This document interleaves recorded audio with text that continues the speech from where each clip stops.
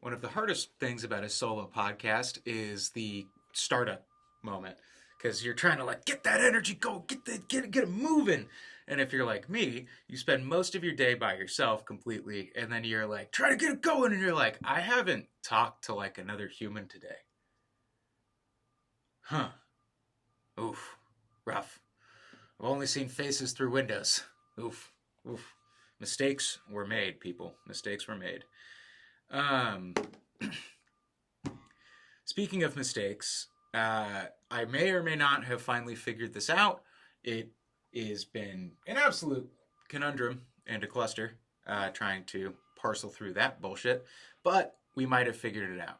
Interestingly enough, this comes at the same day as when I um, got my first, like, really, like, fuck you, Claude's not answering this question query for the first time in all my use of it. And it was such a egregious, like, nope, you don't get to hear this answer. And then it kicked me off Fable, and then it kicked me down to, like, Opus, both of which I have to pay for. And I'm very annoyed that Fable didn't answer my thing, and it just went, yeah, I legitimately cannot answer this. Kicking you down to the next one. And then the next one spends a bunch of time wasting both my time and its time being like, Dad, this is why I can't answer it, because you're asking me to accuse companies of biowarfare. And I'm like, that is absolutely not what I asked you. Like that is so the opposite, actually. And what I asked was for instances of bioweapons being used in corporate espionage. And it was like, no, we can't answer that one because you're asking us to accuse companies. And I'm like, ah ha ha ha. Yeah. Now take away the scaffolding and just give me a fucking straight answer, goddammit. There's so many times with all these AI things where, yes, I see how they are completely tricking stupid people. If you're not very smart or you're not very capable at thinking outside of your specific area of specialty, maybe even expertise, then you will be had by AI 100%. And this is going to be generational, it's going to be intergenerational, it's going to be multi-generational. It shall be all kinds of a problem for so many people, because it's like you need to, I can catch Claude with certain problems, or Chat GPT, or whatever, any of these things, Grok, because of a fairly decent research background that I have spent a lot of years just nose to the grindstone, ignoring a lot of social things that at this point I do regret. If you happen to be younger and you're watching this, just go to the social things, guys. Just go. Just go. The work that you are doing that feels so important is not as important as you might think. It's just not. So if you happen to be watching this and you're like, where did Austin go for all those years? That's where I went. I had my head in the books because I was trying to make something of myself as a writer. Holy shit, was that a mistake? Not necessarily that becoming a writing was the mistake, but trying to pursue Hollywood, man, I should have listened to my initial gut instinct, which was, these people are never going to make what you want to make. It's just not how the system works. Just write the book. But no, the siren song of Hollywood and the social acceptance that I never really experienced on my own is like, oh, well, what if I can write something really cool and then I get all this stuff? And you're just like, that might have been why I put so much time and effort into a completely failed endeavor. So, long story short, if you have any friends trying to figure out the rapidly deflating career center that is entertainment, they're not okay. We're not okay. We're all struggling. But there's so many things that when I look at it, I'm like, guys, the Odyssey is a key jangling litmus test for how fucked movies are. Oh, it's the movie of the year. Compared to what? Like, truly, compared to what? The Toy Story 5? Is that the best movie ever? Obsession? Maybe. I mean, personally, I think Obsession was a better movie than The Odyssey. That said, I haven't watched The Odyssey, and I've only seen parts of Obsession. Hard for me to watch movies because they are so fucking predictable. And one of the problems I have with Christopher Nolan is I think Christopher Nolan is overrated, and I have thought that Christopher Nolan is overrated since I was in film school, and like Inception came out the year I went in, and everyone was like, "Oh, this is the best movie ever! I can't believe that someone made this movie!" And it's like, "Whoa, this is crazy! I had to watch it 5 fucking times to understand what was going on." Great, all you've done is told me that you're dumb, and you're not very good at kind of like thinking outside of prescribed lines in which you have been told to think. Also, the more you learn about film structure and screenplay structure, the less interesting Christopher Nolan gets.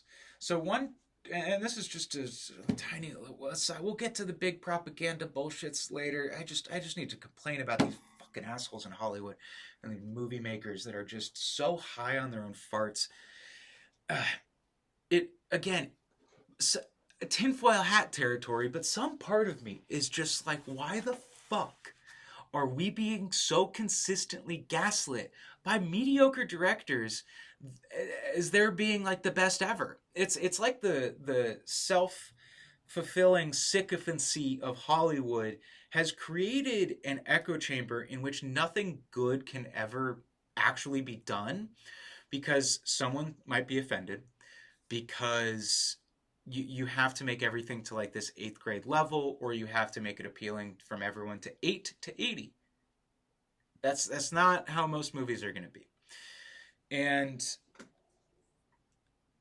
just this idea that you,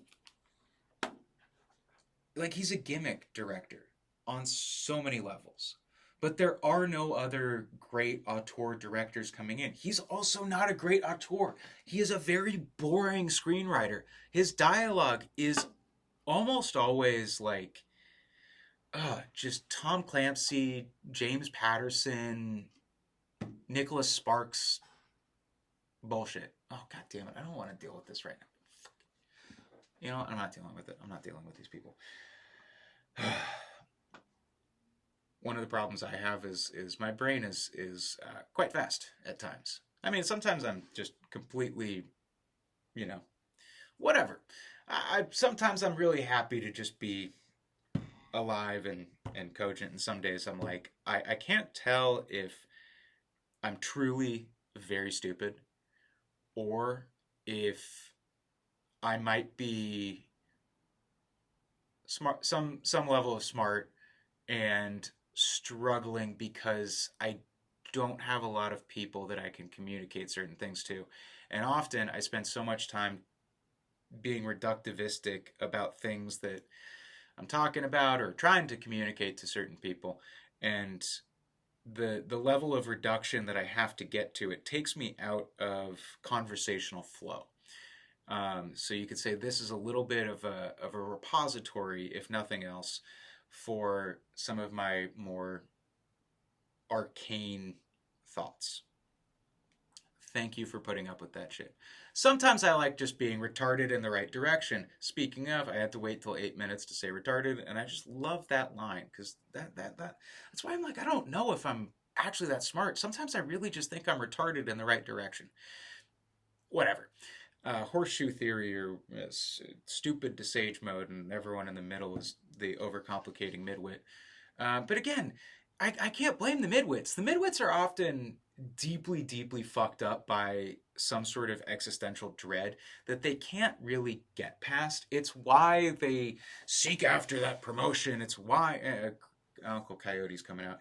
It's why they seek out that promotion. It's why they need so desperately to organize their life based on all these stupid little social norms and social rules, and they can't just kind of live in a present moment and act in ways that are not pre-prescribed. I feel bad for them, but also midwits overcomplicating shit is partly why, at least the United States, but so much of the world is just like, why is it this quagmire of bureaucratic nonsense going on here? None of this is solving anything. In fact, it's making it all worse. And then you see like Israel or the United States government, TPUSA, right or left, you know, so many of these things.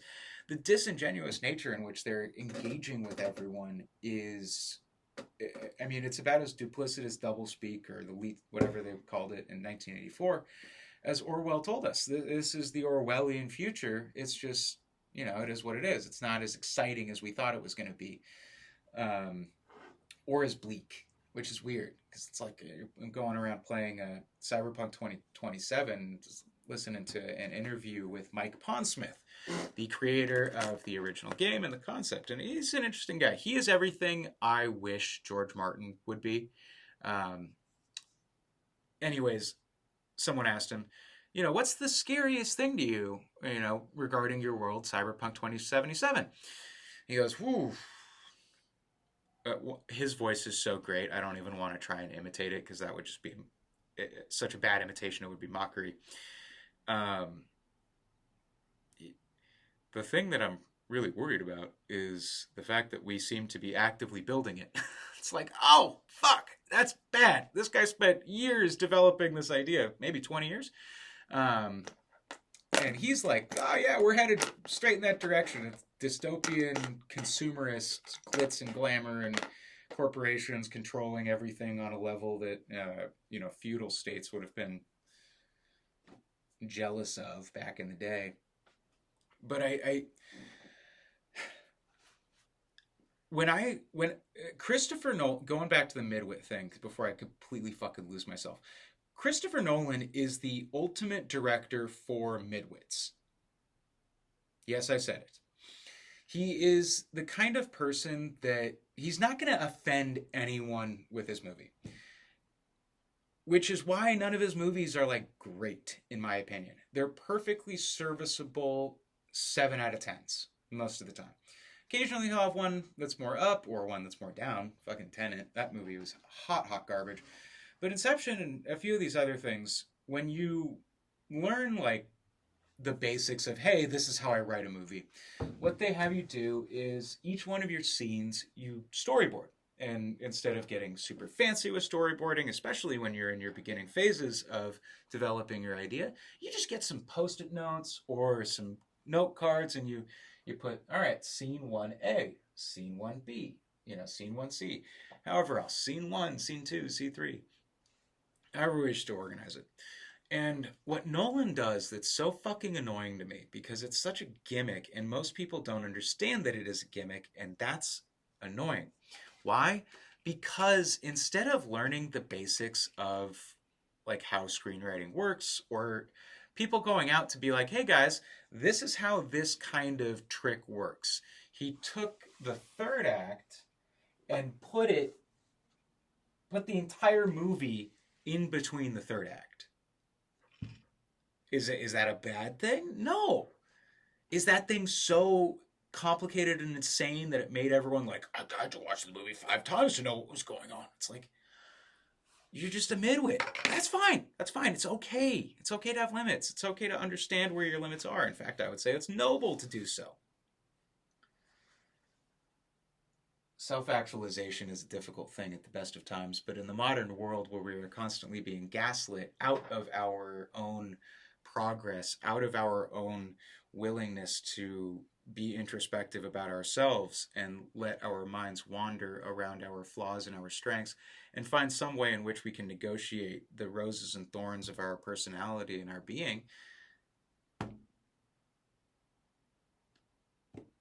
Or you can just go watch a fucking Christopher Nolan movie.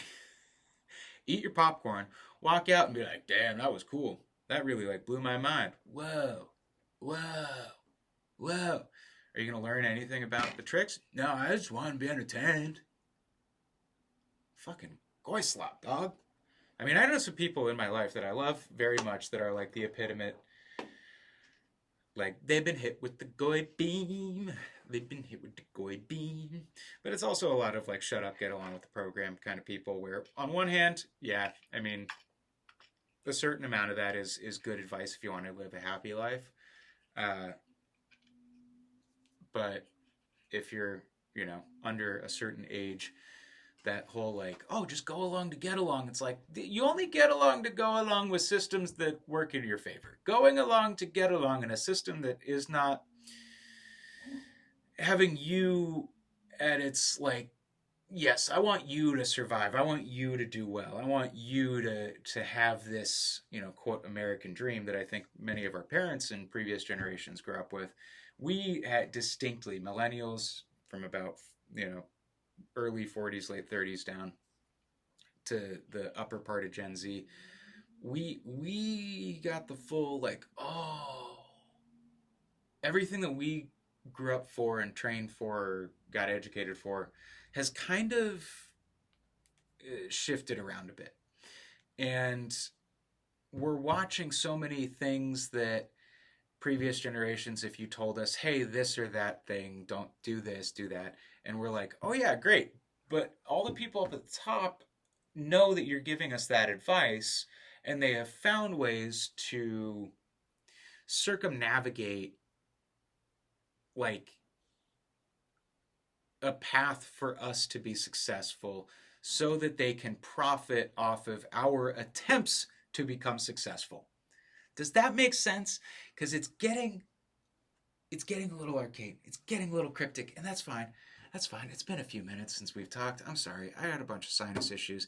I did record some things. Audio is off. I couldn't get this stupid fucking bullshit to work. But also, I kept getting sad and maudlin about things that it's like, if you want to hear me getting sad and maudlin about that, great, let me know. Because otherwise, I think it's kind of a bitch move to put that all out, and it's like, hey, let's go forward and rail against the dying light of the day. Anyways, Christopher Nolan, ultimate midwit director, bar none. Actually, probably Spielberg. But Spielberg was making movies that didn't have to rely so much on gimmicks, and he is a better dialogue writer, as well as he has people who are better dialogue writers writing the dialogue of his movies. Christopher Nolan, like, there's not a single character in any of his movies outside of the Joker that really resonates, at least like with me and other folks I know. Like, there's no one character that you look back on a Nolan movie and you go, oh, of course, that one, perfect, super. You remember the concepts. You remember the like Interstellar. I barely remember a single character. I remember some of the actors, but I don't remember any character details. Outside of like people being slightly related to each other or something like that. What I remember is the concept. And that's like how you know he's not that good of a director. It's all just conceptual nonsense that is essentially like filmmaking by, and this is a problem I have with film school and a lot of the way that the American process is running, it's filmmaking by equation. And when you make a movie by an equation, you can blame the equation. You kind of get a hall pass from your own choices, like if this, then this. But also it creates these bland, soulless movies that just feel like, I don't know, like I'm in a Kohl's, or like I'm in just a big department chain store. Maybe it's a nice one like a Neiman Marcus, but every Neiman Marcus is the exact same. It's got some nice stuff in it. There's a decent layout. It's all made in fucking China. It's all cheap as shit behind the scenes, and someone is making a bunch of money off it. That's how I feel whenever I watch a Nolan movie. But again, the Joker, that wasn't Nolan. That was Heath Ledger. Heath Ledger sacrificed his fucking life to make that role great. Nolan did a great job casting him, but he was not the one that won. All right? So, because the Odyssey was just a massive key jangle for the culture war, for, like, God, just medium intelligent people to feel cultured and stupid people to go like, whoa, that's cool. I think a lot of bad art and mediocre movies, mediocre talents, mediocre music, just truly mediocre shit that, like, there's a reason we need gatekeepers. There's a reason we need snobs. There's a reason we need people to be like this. Like, you need to be a hater sometimes.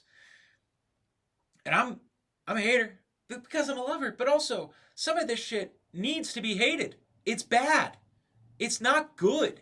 And it dilutes what is actually good. And it dilutes the human sense of beauty. It dilutes the human sense of awe when you are constantly being inundated with fucking just corporate bullshit slop, and you're being told, oh, by the way, this is amazing. This is amazing art. Look at how amazing this is. It's like the fact that you keep telling me this is amazing as part of your marketing strategy means that I have already lost trust in your marketing strategy.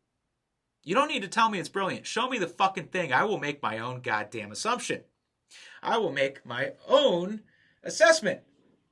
And when I saw the Odyssey, I was just like, entirely met.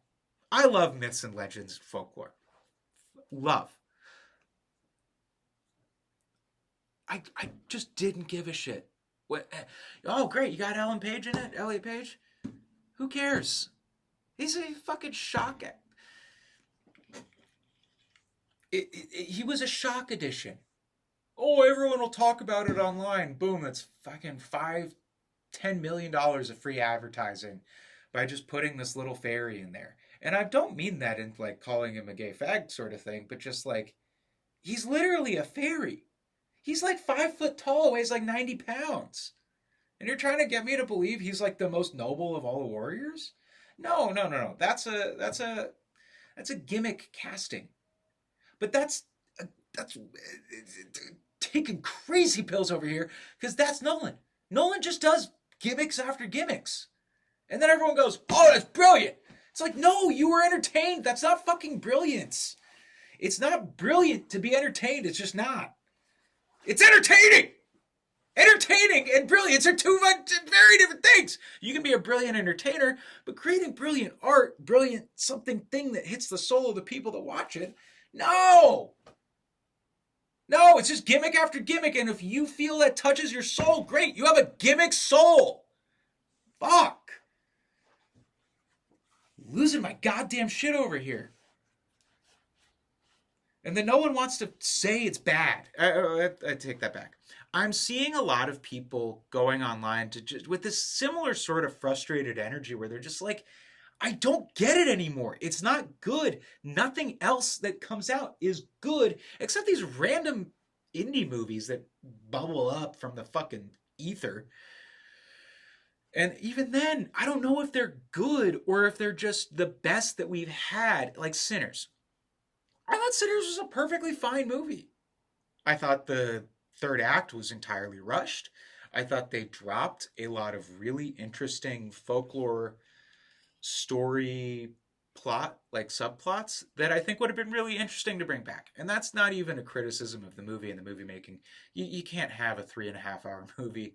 It's just not how things work. I would like to see that extra hour and a half of Sinners if they brought in like the Choctaw firekeepers coming back in to like, you know, shoot them more, or even them being like, you know, the Choctaw show up at the very end and after everything is said and done and the twins are looking at him, or the one twin is looking at him and he's like, where were you guys? And they were like, oh, we were caught up. And they like show a bunch of like teeth. They throw over a bunch of teeth. It's like, oh, we found the others.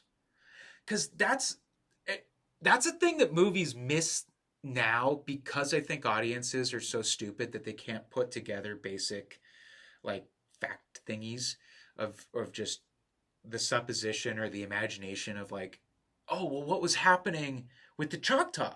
They have to be spoon-fed that.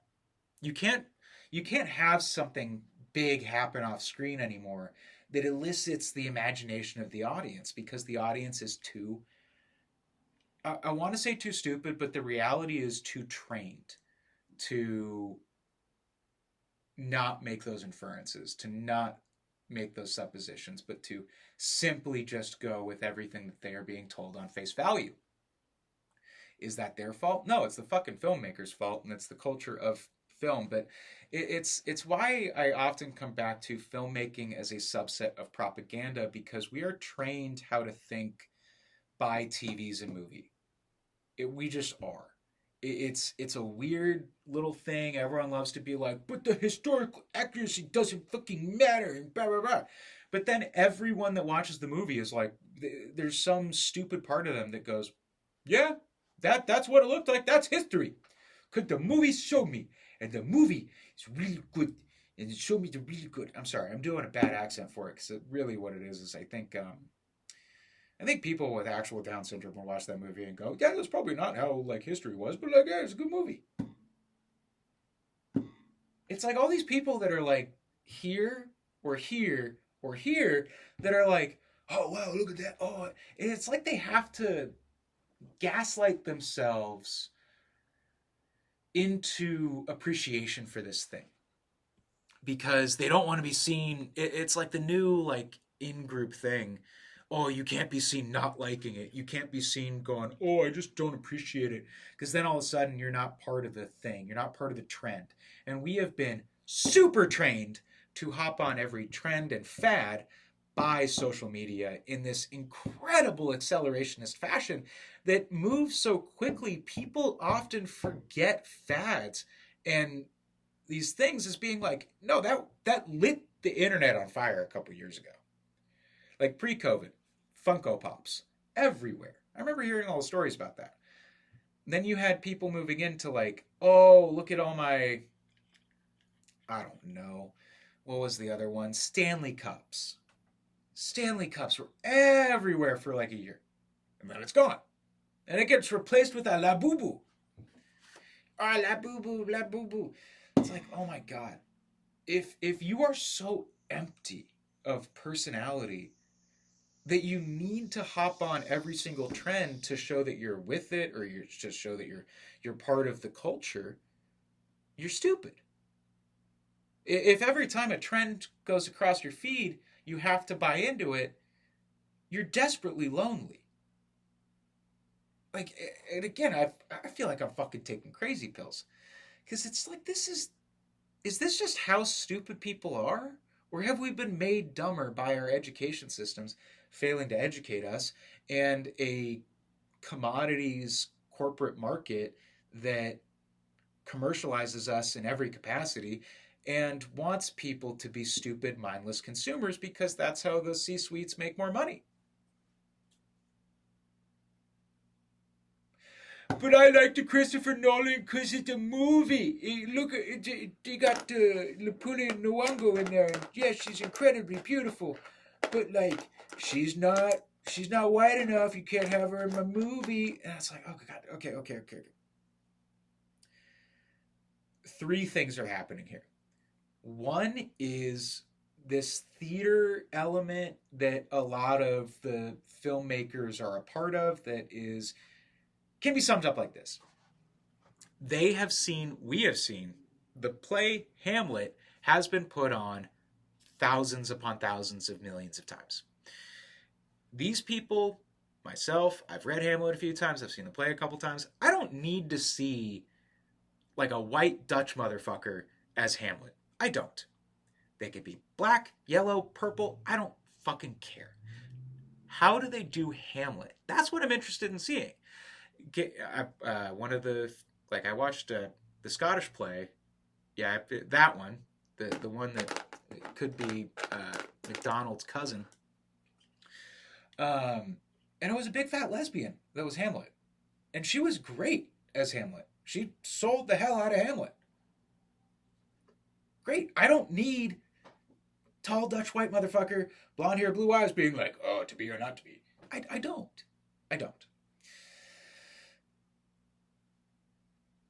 Hollywood makes products for stupid people.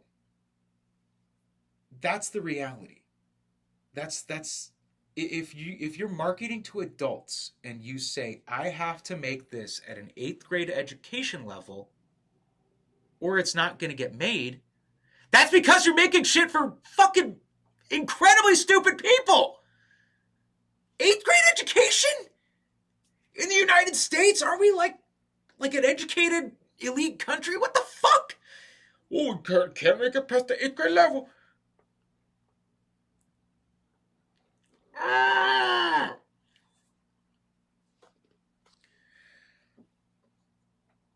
So it's a stupid country. People need to see, oh, but that's a white movie. I want to see the white in it. It's like that's those people who see the movies.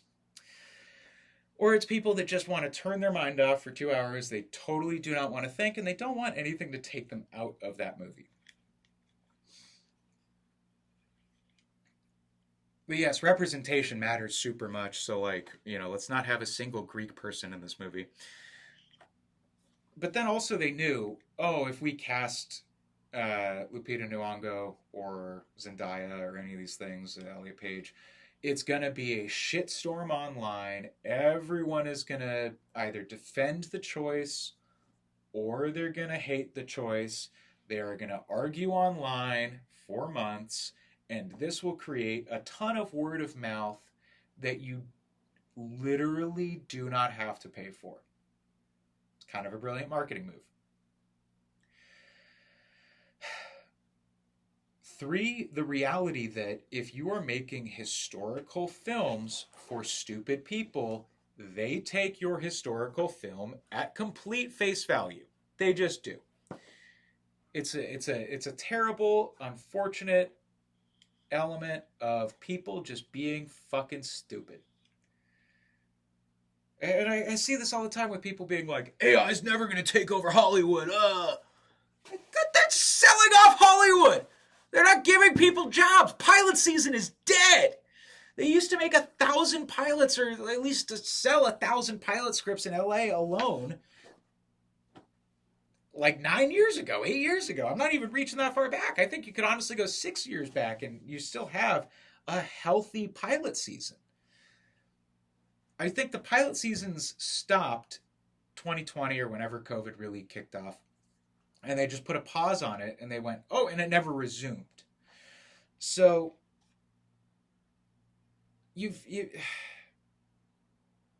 people are watching less and less stuff. They have less and less opportunities to go, that's just a show. It's not real.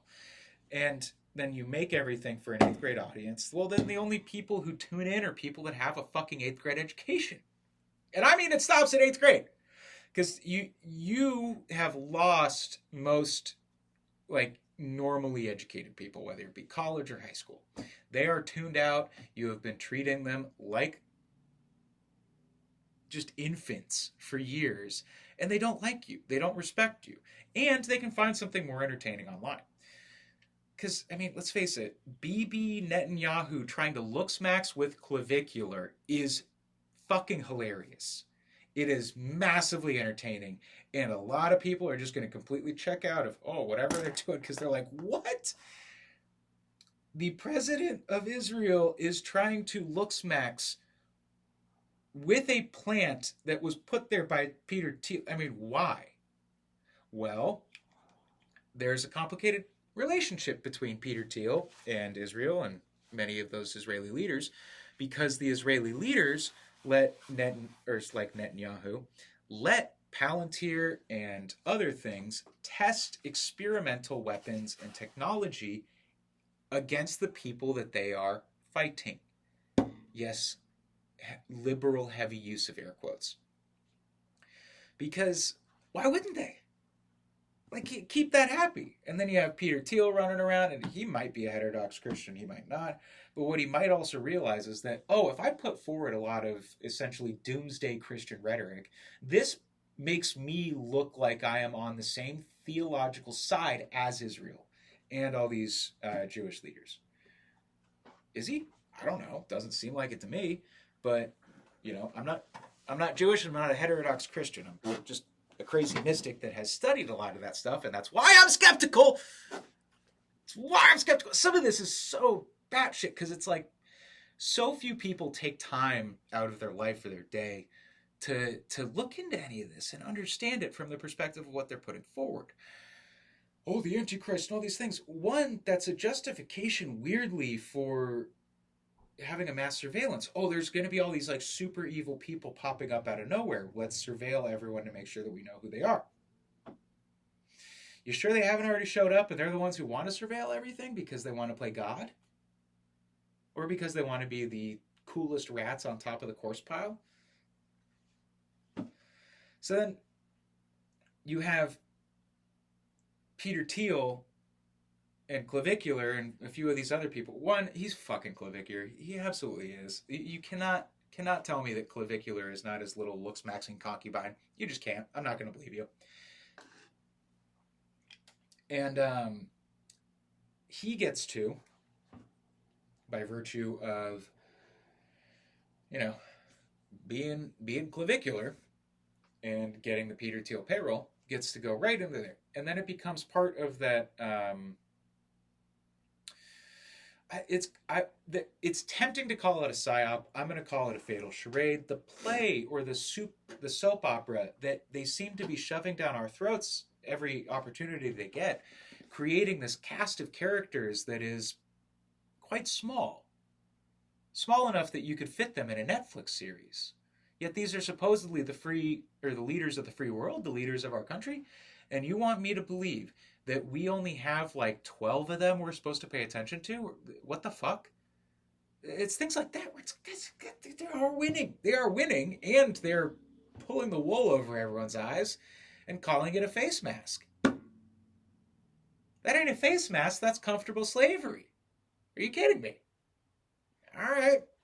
I guess not. So then Clavicular, being this just homunculus for Peter Thiel, it's like they loan out their assets. And Clavicular is probably getting groomed in some way to be some sort of Axis agent like Jeffrey Epstein. Oh, he'll be the Jeffrey Epstein for influencers. I mean, he already is. He's doing but also he's just this kind of like awkward autistic kid that's been swept up in all this stuff because he is as malleable as clay. Truly, like the guy is like a modeling clay made a man. I almost feel bad for him, but at the same time, it's like, dude, sometimes having money don't mean you got sense. And I see that a lot with the internet influencer world.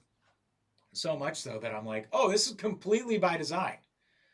It's again, tinfoil hat territory, but like, guys, we can't be getting the stupidest influencers on our feed every fucking day without someone's thumb being on the scale messing with the weight. Again, it's like I'm taking the crazy pills because it's like, what the fuck? Why is this so unforeseeable for so many people? Have we been tricked? Have we been trained? Like, I don't know. And I've gone pretty deep on the rabbit hole. Not as deep as J.D. Vance, though. Not as deep as J.D. Vance. J.D. Vance is the deepest diver of all deepest divers. I mean, he's the fucking vice president of the United States. And, I did the deepest conspiracy. You are you are second in line.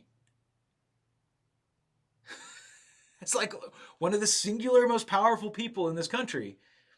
And you did your internet research. Guys, they think we're all retarded.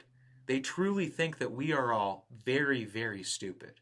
That we have been properly trained to never see the world beyond the horse blinders that McGraw-Hill has installed on all of us. The way in which the legacy media has lied to so many people and forced them into a worldview that is fictional. Yes, anyone you talk to that watches and gets most of their information from legacy media has like a fucking, Illustrated Classics version of reality in their heads. It's like, yeah, that's kind of it. And it's got pictures, it's cool, but like, guys, there are 3 sentences on each page, and you're trying to tell me that this is a book? I thought we used to know that SparkNotes wasn't the real thing. Now everyone thinks SparkNotes the real thing. God. So, again, J.D. Vance, I'm onto Rogan. And here's the thing. I won't defend Rogan. I think Rogan is they've got him, like, fist deep inside a child or something. Because that man is so compromised. Either that, or he's having some love affair with Tulsi Gabbard, or some other, like, muscular, strong veteran chicks.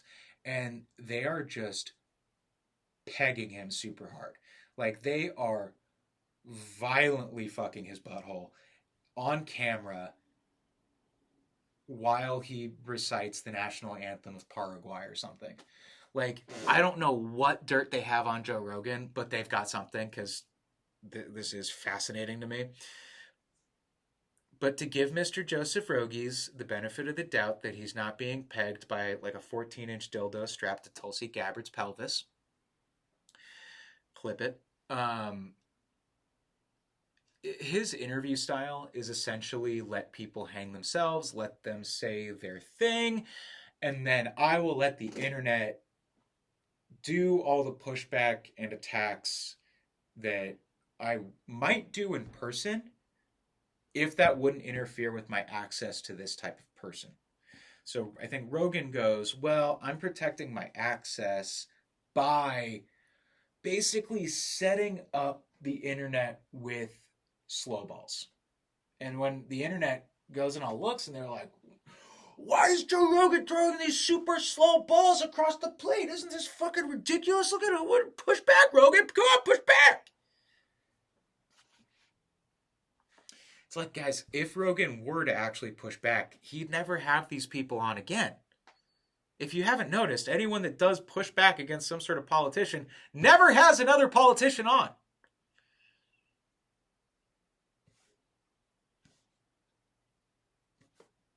Remember that Sean Ryan interview with fucking Gavin Newsom? Oh my God.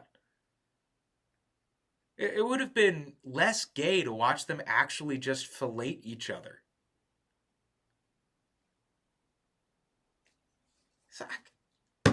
Taking crazy pills. I'm so tired of this fucking fatal charade that we're watching where it's like everything has become this massive, just fucking soap opera. This play. We have this cast of characters that they've decided are the people that we're supposed to focus on. I don't know who they are, but it's someone that's obviously got their thumb on the fucking scale. Anyways, J.D. Vance, the human Funko Pop that he is, and I don't even mean that in a negative way. That's just an observation of his looks. The guy looks like a Funko Pop.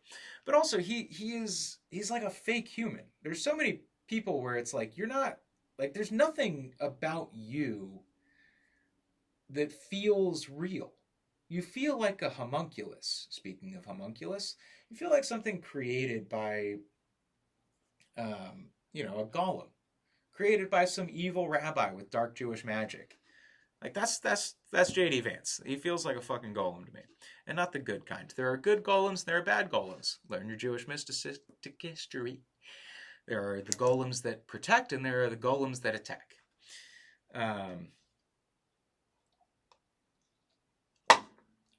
Vance ain't doing no protecting, I'll tell you that much.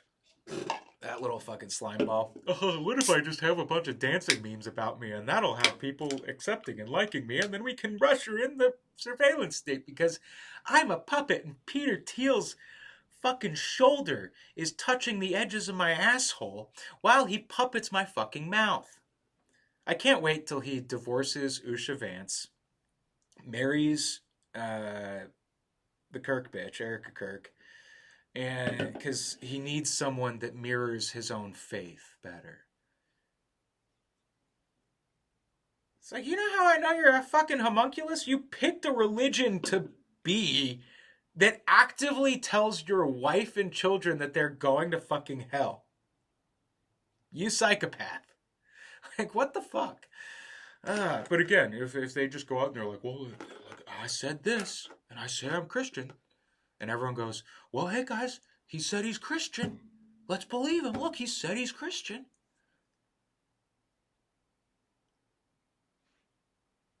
Do you motherfuckers not know what it is when someone lies to your face? Like, I've been having this so often with people where I'm like, you know they're lying, right? Like, you know they're lying. Like, they're not being truthful to you. Has everyone just lost their capacity to discern that basic fact? Is it because we're getting lied to all the time? Oh, if you're getting lied to all the time, it's really hard to find the truth because all you know is lies. Sound fucking familiar? Clip it. Boom. Fire it off. God damn. Anyways, JD Vance, and I can't remember if I said this on a previous podcast. I probably did, but it remains to be said again. It might have been on one of the morbid, sad Austin podcasts where I didn't really talk too much about the things that were happening in the world. I talked too much about the things happening in Austin because Austin having to make hard decisions right now. Poor little fucking weirdo. Housing crisis. Bullshit. But also, there's a reason why a lot of people say, get dogs that fit your lifestyle. Whew. I love my dogs. I have farm dogs. Farm dogs are hard to have in a city. They're hard to have in a suburb. But that's probably why I can't move back into LA, is because my dogs, I don't know if they would do LA well. I feel like they're a liability walking in there. I need to be on a ranch with these knucklehead puppies. I love them to death. That's why we're getting a trainer. But oh my goodness. Yeah, proof. I'm willing to go get a trainer for me and my dogs, because it's like, guys, I'm not perfect. Like, I don't know everything, and this is a problem, and I don't want them to hurt someone or get hurt themselves thinking they're protecting me. But again, sometimes I'm just like, we all belong on a fucking hill somewhere, away from all this suburbia, away from the city, just away from people. Bring me furs and fruit, and I will tell you how to make your life better. Until then, please leave me alone. Ugh, God, the modern age. Some parts of it are great, and some parts I'm like, oh, the boy yearns for something that does no longer exist. I guess that's when you know you're a man. You want what you can't have, and you keep wanting it anyways. Or does that make me a woman? Because I've talked to enough women that are like, I want a man with a six-pack and 6 figures and who cooks and cleans for me and who does this and who does that. And it's like, you can want that. You don't deserve that. No, I see what you post online on social media. I see how you carry yourself in real life. No, you do not deserve that. You can want it. You don't deserve that. Do I want some heiress that doesn't work and has, millions and millions of dollars in the bank for the trust fund, and we can just gallivant across the world, and, we can live in some big mansion, and my dogs can just terrorize anyone that tries to come on the big mansion? Yeah, I want that. Do I deserve it? Fucking probably not. That egoistic part of me is like, well, maybe you deserve it. Maybe you deserve it like a little bit. And it's like, come on, of course I deserve it. Like, of course I deserve it. Come on, guys. But the reality is, you take the ego of Austin out of it. It's like, no, you don't fucking deserve that. Are you kidding me? Maybe you'll get lucky. But dude, no. Odds are no. You're 35. That ship has sailed. If you trust, yes. 35-year-old men gotta be the most expendable. There's a certain age of single man where you are kind of violently reminded of how expendable you are all the time. And I think it's part of like the male loneliness epidemic and the male mental health problems, because you are reminded by people constantly that you are to die first if there's ever a problem, that you are expendable if there is ever a real big problem. And then anytime people are feeling like existential frustration or like resource scarcity or anything, you are one of the first people they will cut out of their, social circle, family group, whatever. Even if they don't do it consciously, there is a subconscious pushing away of the single male, away from, I need these resources for my kids, back off. And that is not conscious, I think, in most people. I think it is subconscious, and I think in the societies we live in, it's not like, oh no, I know that person, we've been living in the same town, village, whatever, forever. I'm not going to push them away, but also like they don't, we don't need to be doing this all the time. And now it's like people just kind of go, well, I catch up with him on social media. I know what he's doing. Social media creates this like surrogacy of actual connection with your friends that I think has people being more lonely over time than if they just reached out to people being like, hey, instead of just replying to your meme or your story, why don't I just like text you or call you? Like, I don't know what's going on in your life. No one tells me. Why don't I find out? But, you know, sad Austin stuff. But if I reach out to people, it's like, oh no, I am so far down on the list of like importance for a response or any sort of um, yeah, human connection or time. It's why packs of single men tend to become unks together. It's because we're like, oh, the coyotes of society. Everyone just wants us gone, and we're just like, yip yip yip. Ah, there's always gonna be more of us. Oh no, one of them's gone. He did the thing that we all think about too much, but he did it. Ah shit. All right, sound off the call. Hooty hooty hoo, yow yow you, doo doo doo doo, blue blue blue. And then all of a sudden, two more single guys are like, I think I'm an unk now. And you're like, haha, come with us. They are all going to want you dead. Yeah. Yeah, it's bleak at a certain point. If you're younger and you're watching this, try and find someone before your mid-30s. It gets a little harder.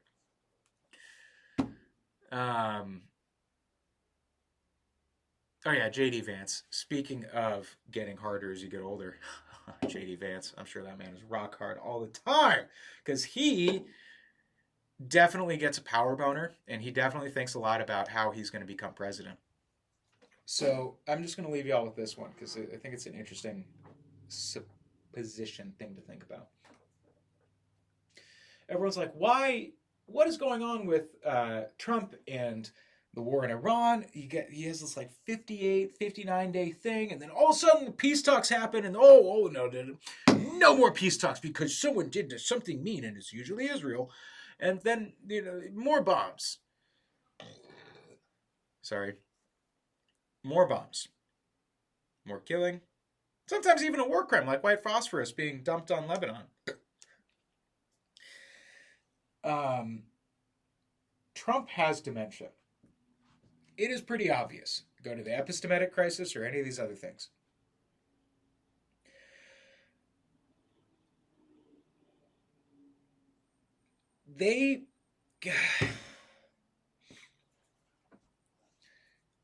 J.D.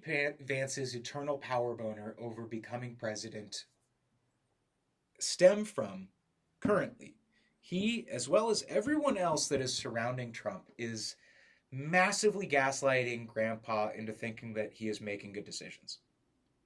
He is senile. He is on experimental levels of experimental drugs. Maybe they're helping. Maybe they're just prolonging the inevitable.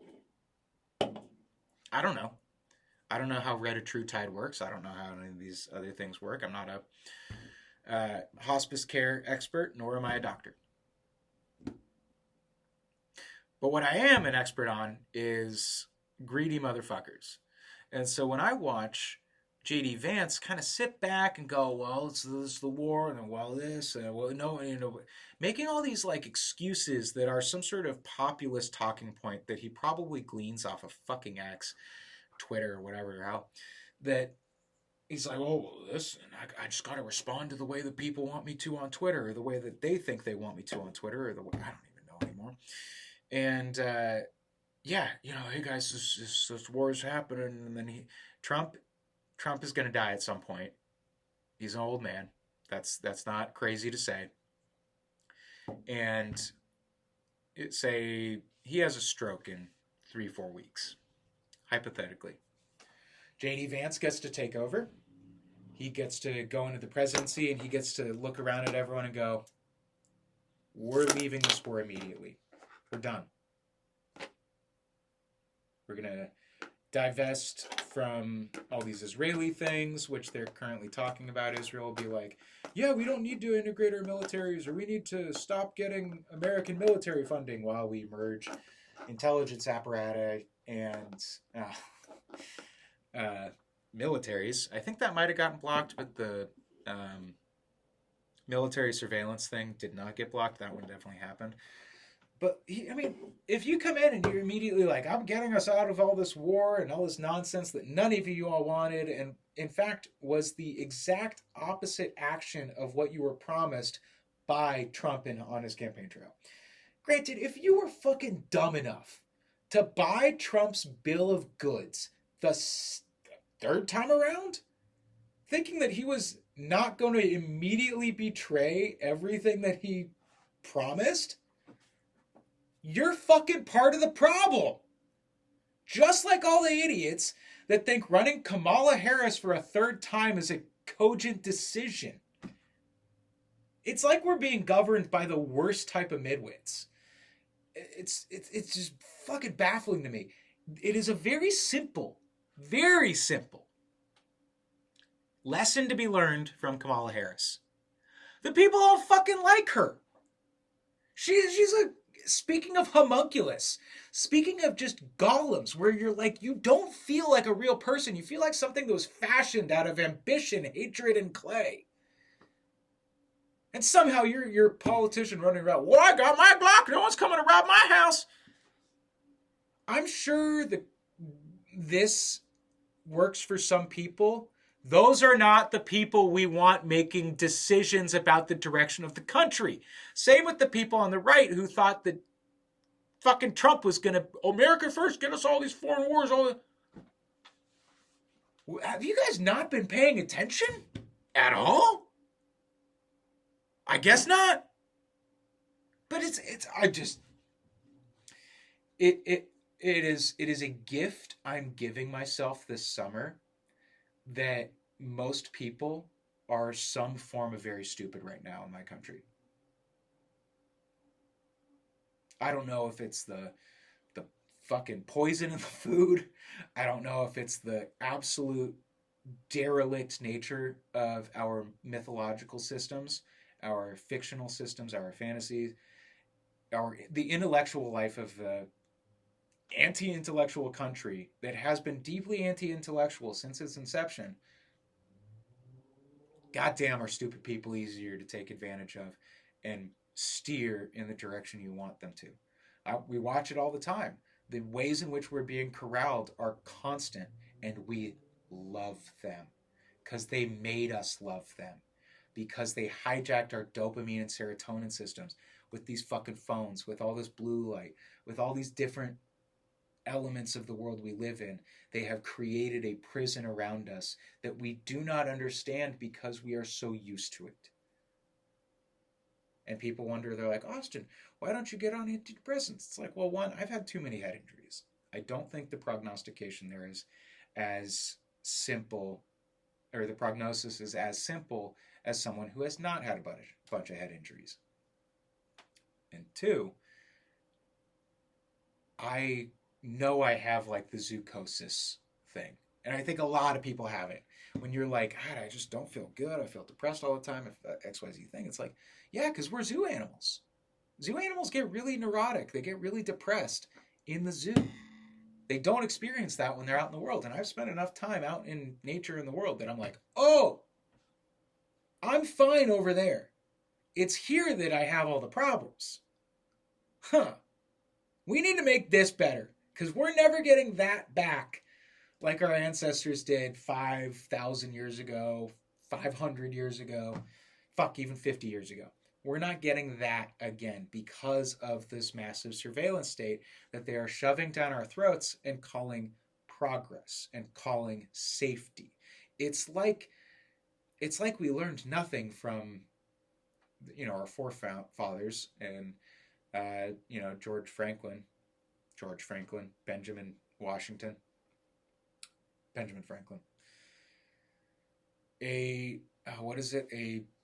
A citizenry that trades freedom for safety deserves neither is 100% true.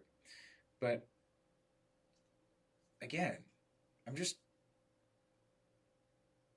the more time goes on, the more history I read, the more I'm like, oh, I don't think we're that different from what we were 5,000-10,000 years ago. I really don't. All these people now that are like, oh, humans just got conscious 3,000 years ago. I'm like, you are fucking stupid. You lack imagination, and your ability to synthesize information is like abysmal. Like I'm watching so many things happen where I'm like, oh, this is why when I was 19, I was like, oh, I need to write a fucking book about all this stuff because if I go into anthropology and I really start to pursue these things, I'm going to get laughed out of a lot of rooms for decades. But I can write a fiction book, a fantasy, and put a lot of my theories and ideas in there, and they bypass the great filter that is scientific retardation because it's fantasy washed, it's fiction wiped. In the same way, the Bible could teach a lot of people morality lessons. It's because if you don't learn this, you go to hell forever and ever and ever.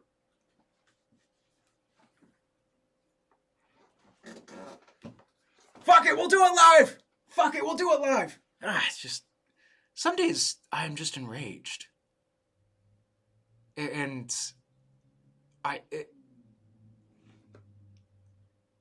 anything other than that rage just feels wrong.